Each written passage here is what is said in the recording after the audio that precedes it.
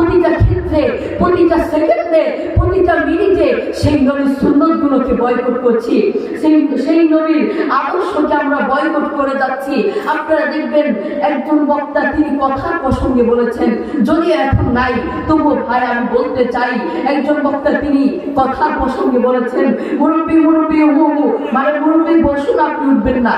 এই সিম্পল একটা বিষয়কে নিয়ে আমাদের এদেশে বিচ্ছিন্ন চমকিয়েছে।